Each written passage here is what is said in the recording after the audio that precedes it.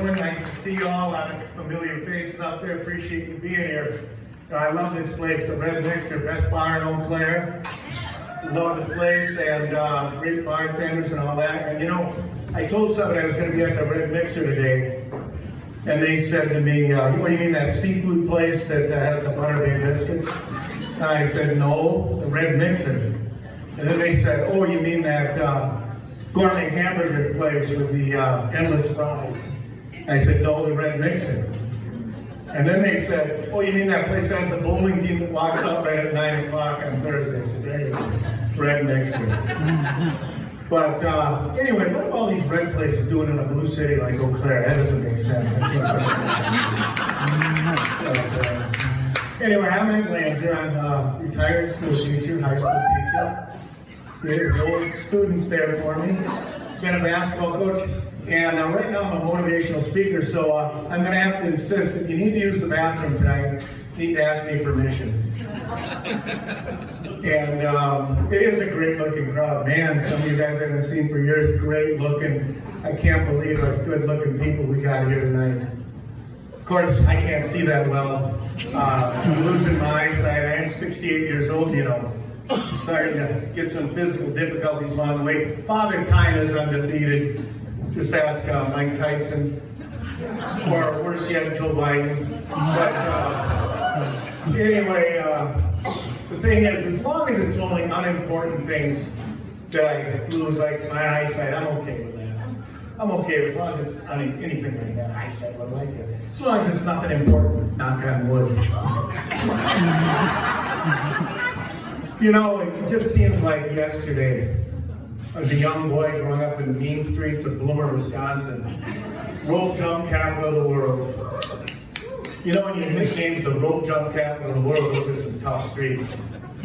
You know, it's even tougher going somewhere else and say, I'm from Bloomer, Wisconsin, rope jump capital of the world. They want to kick your ass. Rope jump capital of the world. I bet we got a lot of moms in the audience tonight, huh? Mothers, raise your hand, moms. Nice to see you. Did you have a good Mother's Day? Woo! Did you have a good Mother's Day? Yeah. I'll bet you did. We make sure of that. Man, there's a lot of pressure on guys for Mother's Day. From the time they're little kids, they got to worry about their own mom and their wives. We really make sure Mother's Day is a big deal. Father's Day, it's not even on the same level. I know that for a fact. Because my next door neighbors, they really go all out for Mother's Day. There's about 40 cars parked in front of the house. And they wine and dine her all day long. They carry her around on a makeshift throne. They fan her, they praise her, they feed her grapes. And then on Father's Day, there's nobody there. He's just all by himself. It's pathetic. And, you know, I found that out too once we had kids. Because, you know, once we had kids, we made Mother's Day a big deal. Father's Day, not so much. It's more like Kids Day. Or like I call it, let's ruin Father's Day. You know, you think I wanted to go to a zoo? Are you kidding me? Or go to a kids movie called Finding Nemo? I wanted to go finding a golf course, but anyway, Mother's Day is a great deal. And you know, the best part of Mother's Day is when it is on the calendar. It's in the middle of May, a couple of weeks from summer vacation. It's the gateway to summer. Everybody loves summer. I love summer. I've had every summer vacation off in my life. First I was a student, then I was a teacher. Now I'm retired. But I'm gonna really like this summer. Because this summer, I'm making thousands of dollars and I don't have to do a thing. I'm making thousands of dollars and I don't have to lift a finger. Because I'm not losing thousands this summer, because this is the first summer in 3 one of my kids haven't gotten married. So just by not having one of the kids get married, I'm making thousands of dollars. And you know, I found out the big difference between when your son gets married or your daughter. When your daughter gets married, it's all wedding talk all the time. Plan, plan, plan. Day of the wedding, she gets up in the middle of the night, goes to the venue, fixes up, gets her hair done, her makeup on. She puts in a full day before the wedding even starts. My sons, they never even talked about the wedding. I know they didn't have a plan, and I do know what they did on the day of the wedding. They got up about 10 in the morning and shot hoops. But, you know, it's a big difference between the moms and the dads, too. You know, the moms, they want to be all involved. I know my wife was, they let her a little bit, but she was all concerned over what dress she was going to wear and what style and what color. I finally had to say, hey, guess what? You're not getting married. Don't worry about it. But you know, on the day of the wedding, too, when they put these moms through, it's a regular car wash. They scrub them up, they paint them up, they curl their hair. It's like a fucking prom. And you know what the worst part is? They don't even look like themselves. They're unrecognizable. I don't even know who they are. In fact, last summer, I was talking to the mom of the bride about an hour before the wedding for about 3 or 4 minutes, and I finally had to say, who are you? But, you know, I had it easy. All I had to do was on the day of the wedding, put my suit on, didn't change the hair at all. You can't do much with this. But, you know, I kind of regret it. I had 3 opportunities. I should have done something zany, like a mohawk or dreadlocks or something. Oh, well. Speaking of wedding. Next time. What's that? Next time. Yeah, next time I'm going to have, I got some kids running around I don't know about. Anyway, now I forgot what I was going to say. Oh, speaking of brides, my wife's in the audience. I don't want to point her out. She's embarrassed to be here, but she's a babe. 61, she's still a babe. Takes care of me. You know, we've been married 40 years. 40 years. Give us a hand for that one. 40 years. It's been the best 38 years of my life, and then she retired. But, you know, she takes care of me. I don't know what I'd do without her, but if you permit me, I'm going to lodge a few little complaints tonight. For one thing, she talks so softly I can't hear her. I'm always saying, what? What? I'm sick of saying what. So from now on, I'm just going to go, And you know what's so ironic is everything else she does is super loud. Yeah, for some reason, she learned to walk on her heels. She's boom, boom.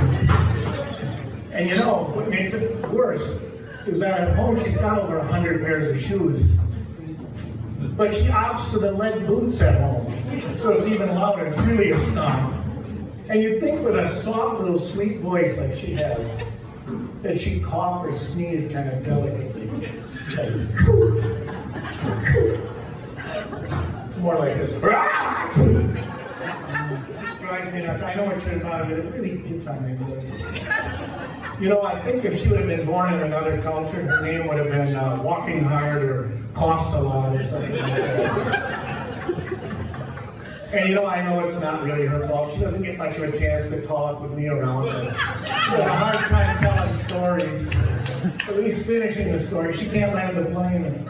You know, it's like watching somebody drop a hot dog wrapper on the upper deck of a baseball stadium. Just, whoa. When's he gonna land? But, no, she does take care of me. And, I gotta stop. I can't keep insulting. What the hell am I doing? I depend on her. God, what am I doing? You know, like I said, she's a babe. And she takes care of me. And not only that, if I didn't have her, I'm going to be doing comedy because she provides me with over half my material. But, yeah, you know, she also knows where things are. I don't know where anything is in my house. She's starting to remodel now. The other day she walked down and she showed me something she took off the wall. And I said, what is that? Where did it come from? I had no idea what it was. So it inspired a little game we play now. It's called Put It Back. Put it back. She comes down, she hands me an item and says, put it back. Hold for 5.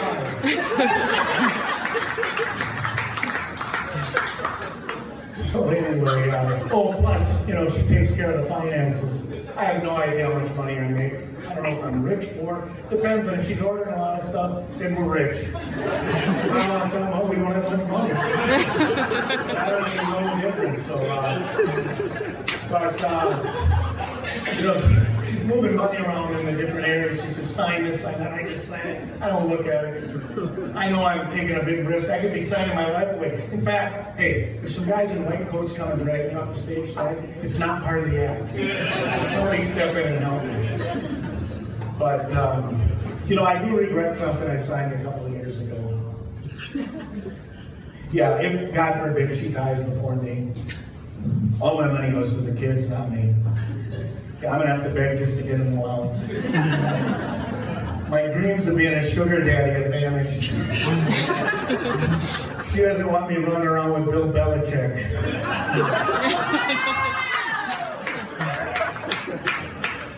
So anyway, but even with all that, I still argue with her. Because guys my age argue with their girlfriends in life. We're not afraid.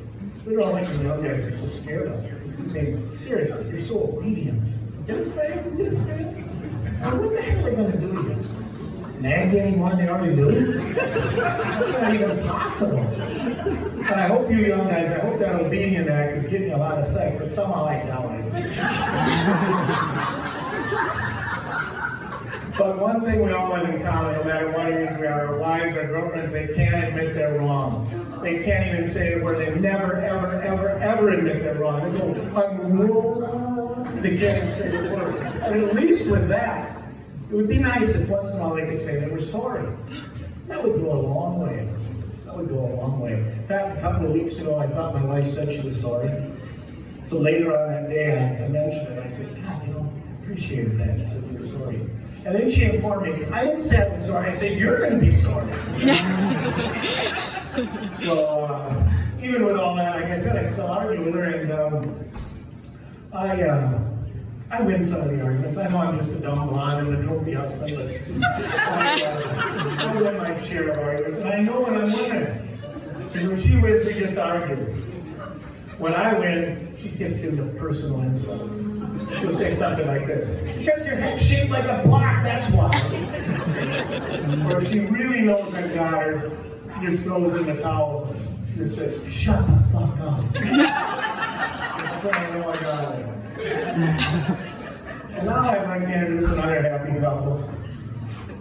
My son Joe and his wife Emily. They've been married 3 years. They got a little baby, 5 months old. And they probably haven't heard a word I've said tonight because they're too busy looking at pictures of the baby. It's been a whole 20 minutes since they've seen him. But God, he's a cute kid.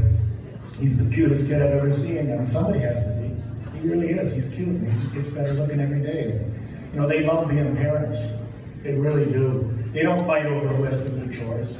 They fight over who gets it. No, you did the diapers last night. I'm doing it.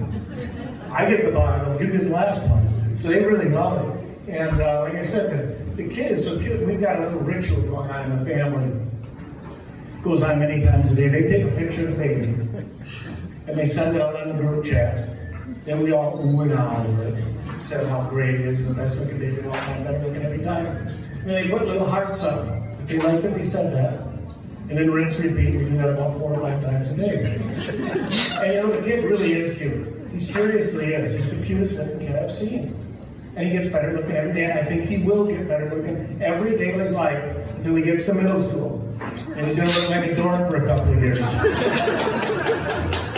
But he'll recover. And the thing is, all babies aren't cute. They just aren't. Just like all people aren't good looking. Let's face it, all babies aren't cute. And that's why I try to avoid newborn babies at all costs. Because I don't want to have to lie to the parents. And the moms, when the moms want to show their babies off, I just avoid it. We'd have teachers that would have a new kid. And they'd bring them up to school. And I'd avoid them all day. And then if they had the time to walk out past them at the end of the day, I'd walk all the way around the building just so I wouldn't have to lie to them. I didn't want to do this. Woof. But, like I said, Emily and Joe, they love being parents. And I keep telling them it's going to get better. Wait till the kid's 3 or 4, then it's really going to be fun. Then you can do things with them. They say things, you can take them places. But of course, it comes with a risk. Because they're probably going to embarrass you.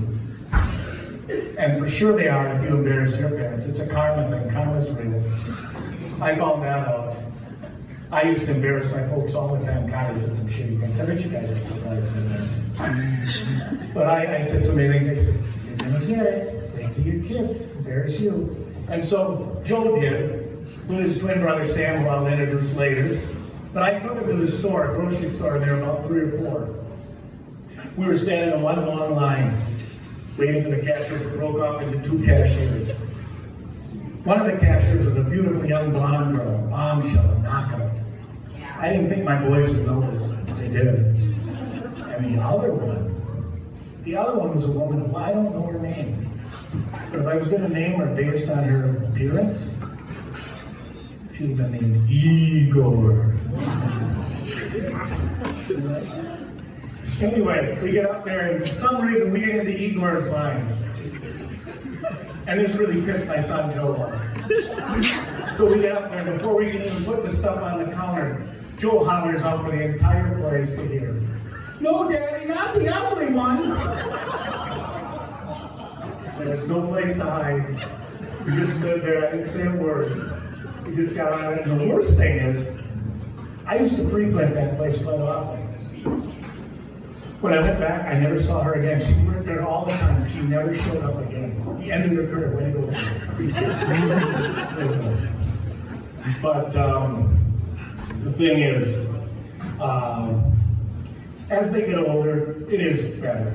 As parents, it is better. It gets harder, it's better. Later, it's harder. The harder, the better. That's what she said. But you know, no matter how difficult or hard it is, if you have one baby at a time, it's a piece of cake. It's a piece of cake. Anybody can have one baby. There's nothing to it. A piece of cake. I don't care how tough they are. My first kid, Nikki. Nikki's a real successful girl, an account manager. She's a valedictorian. She's beautiful. She never has to buy a drink in a bar. She's just great, but man, was she high maintenance. When I would take her to the store, she'd run down the aisle, tear other things off the wall. My wife and I would have to eat in shifts when we go out to eat. And she's still high maintenance, just ask her husband, Justin. She thinks she's a Latina. She actually does. She's blonde, but she's Latina. She's a Latina. She has her GPS in Spanish. That really works well when you're on a trip with her and she decides to take a nap and you have to ride. Spanish guys. And you know what? The thing is, though, when she was a baby, as tough as she was, oh, by the way, if you guys, you know who Pesa Pluma is? Bad Honey? You know, I should think you're a real rube if you don't know who they are. Spanish. But, you know, when she was a baby, I had 4 weeks off of paternity leave. All I did is play golf. Simple. But then, 4 years later, we had twins. Twin boys. Let me tell you something. Having twins is not twice as tough as having one. It's not twice as tough. It's 100 times harder.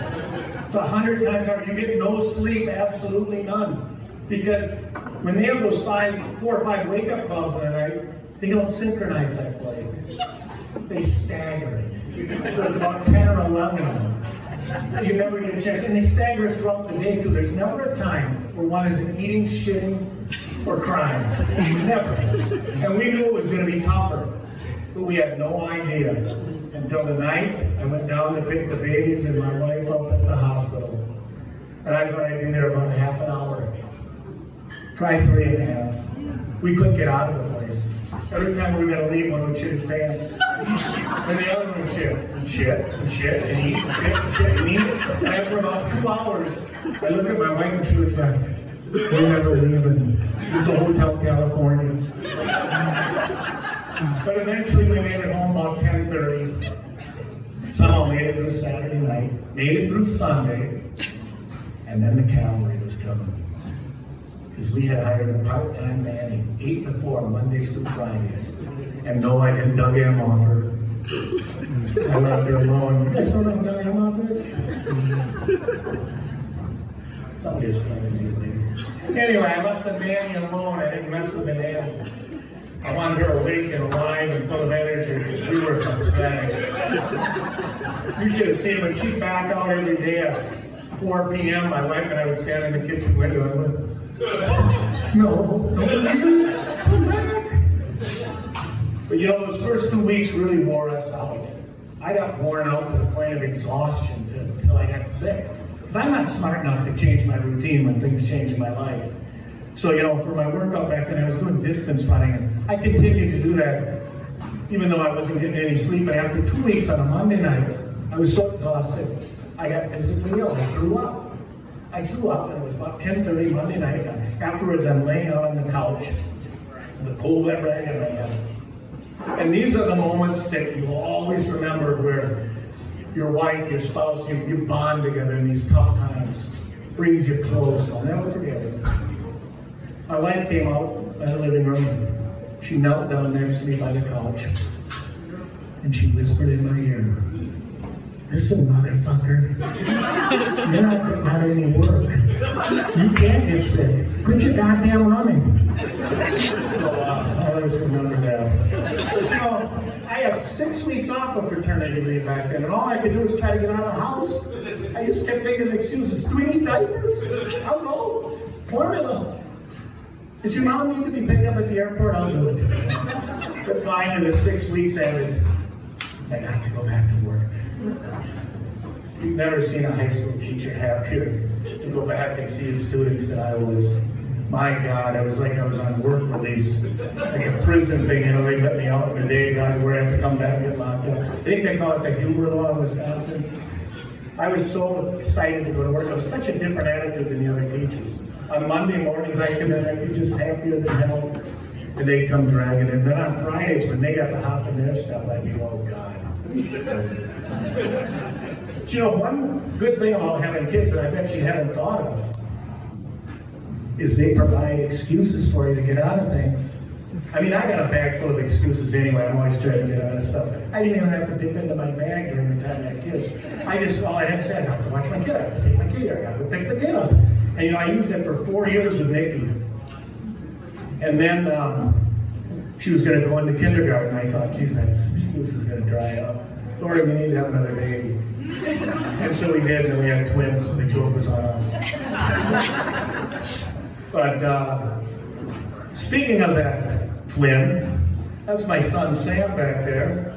And he just came back. He's the smartest guy I know, man. He's a top law student down at Northwestern University Law School in Chicago. Came home for the show. One of the top students, very smart. He was so smart. And I always knew he was going into law because even as a young kid, he tricked his twin brother Joe out of toys. It's like a lawyer, he goes, "Joe, you want this one, right? You want a tree, right? This one's better, right? And the thing with Sam, though, is he's got one major flaw. He lives life slow. He's late for things. He's a procrastinator. And you know, I tell him, Sam, that's going to get you in trouble someday. It's going to get you in trouble. And then he gets engaged to his wife, Hannah. I go, oh, I don't see that.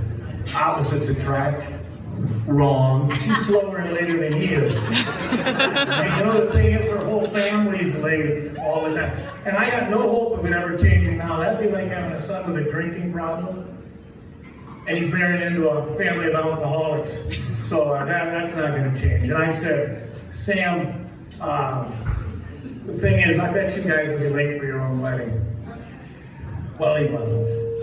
But the rest of the family was. The dad and the 3 sons got to the wedding late. They really did. And guess what? Makes it worse? The 3 sons, they were the ushers. So, word to know, you don't need ushers. You don't need ushers. We got them all in there. And you know, I think their family's motto is better late than never. So.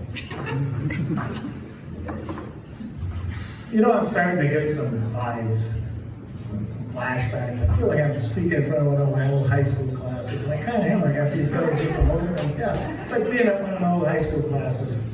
And the thing is, a lot of you guys could have been high school students of mine, hypothetically. Anybody that graduated high school between 1982 and 2015 could have been one of my students. And I'll bet you if you graduated in the early 80s, you would have hated me. Because, you know, I came in as a young teacher, I wanted to be a tough guy and establish myself. I was kind of an asshole back then. In fact, I was a complete asshole. And I know this for a fact, because when I used to walk into the bathroom right across the hall from me, my name was prominently displayed on the walls, telling me to do things that were impossible to do to myself. These were anatomically impossible. They're just terrible things. And you know who else didn't like me? The janitors, because they had to keep cleaning the walls off. But within a couple of years, I became pretty popular. I learned that, you gotta be entertaining in class. Social studies teacher, you can't just show movies and hand out packets. You gotta lecture, you gotta talk to them. You gotta speak with them. When you're talking about things like the Civil War, or World War II, or ancient Rome, it doesn't hurt if once in a while you throw in a word like threesome, spank, something like that. I kind of like that stuff. Keeps my soul. And you know what else I would do? I didn't just talk about classroom stuff. I talked about really dumb shit stuff. Really stupid things, just to kind of pass the time. Like, guess what I had for supper? Guess what I had for supper? And things like that. And the thing is, one day I came to class and I had an idea. I'm going to tell them that I know what Andre the Giant ate for breakfast. And so I came in and I said, guys, I know what Andre eats. You guys know what Andre is, right? I said, guess what? This is what he eats. And he eats it within just a few minutes. He eats 2 dozen eggs, a loaf of toast, a pound of potatoes, a pound of bacon, and a pie. And when I did it, I paused after each one for dramatic effect, so it would go like this. He eats 2 dozen eggs, and I'll go, pound of bacon. It's really intriguing, but I said, I challenge you guys. I challenge each and every one of you. Do you think you could eat that? And if you can, I'll give you to the end of the school year, and I'll give you an entire hour. We'll make the bet to see if you can eat the Andre breakfast. Well, one guy took me up on it. He was a senior guy at the time, and he took it real seriously. He took the bet, and that night he went home and he started eating eggs and bacon, and every night he'd eat more and more and more, and he just kept building up. He's like training for a prize fight. And about a week before graduation, he came up to me and he said, hey, you gotta let me out of this. I just can't do it anymore. So I let him out of bed. It was funny enough anyway. You should have seen the guy. He looked ridiculous. He had big fat cheeks, gained about 20 pounds. His graduation, his grandparents didn't even know who he was. So that's the kind of stuff I do. That's what made teaching fun. And by the way, being a high school teacher has a lot of perks. Yeah, a lot of perks. Get summers off, get snow days, good insurance plan, and parent-teachers conferences. Some parent-teachers conferences. You know how many moms visit you that night? A lot of fun. I've got some major phobias. Some real weird phobias that are embarrassing and costly. I'm going to share the worst one with you tonight.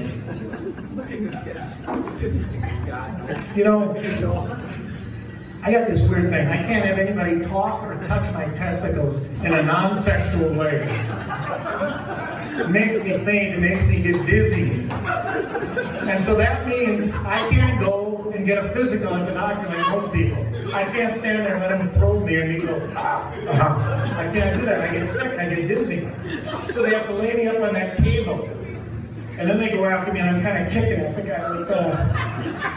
that in mind, after we had twins, my wife said to me, I can't do this again.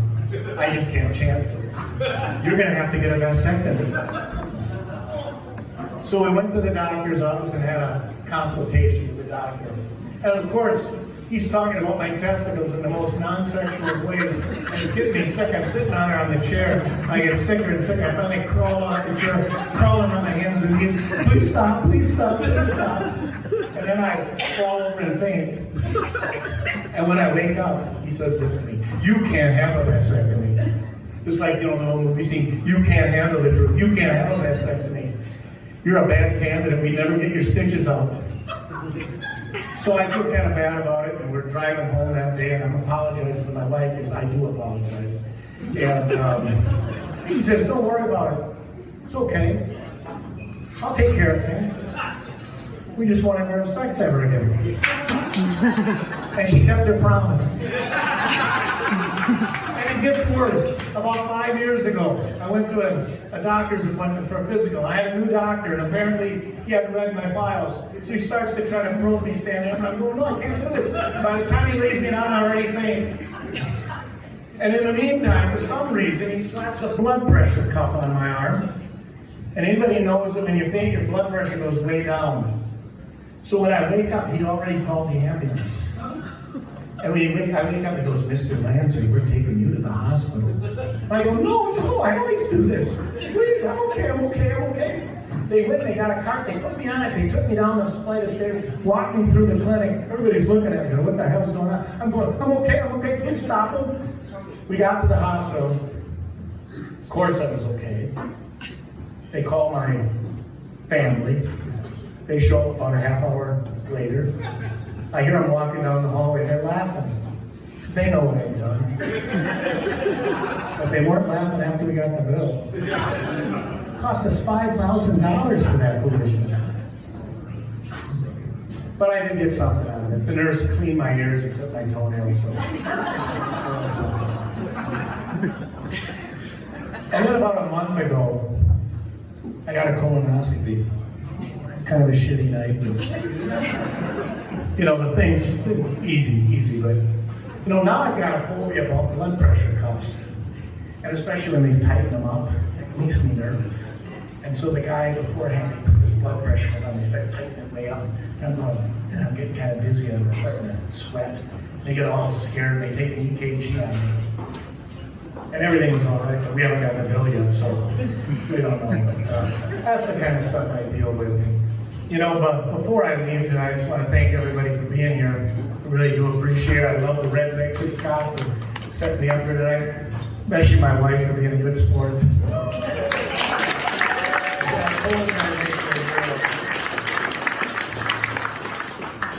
But I just want to end on a curious note. A curious note. Why, when people die, do we lie?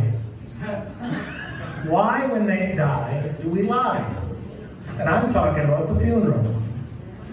You ever notice that every funeral you go to, everybody was the best person of all time?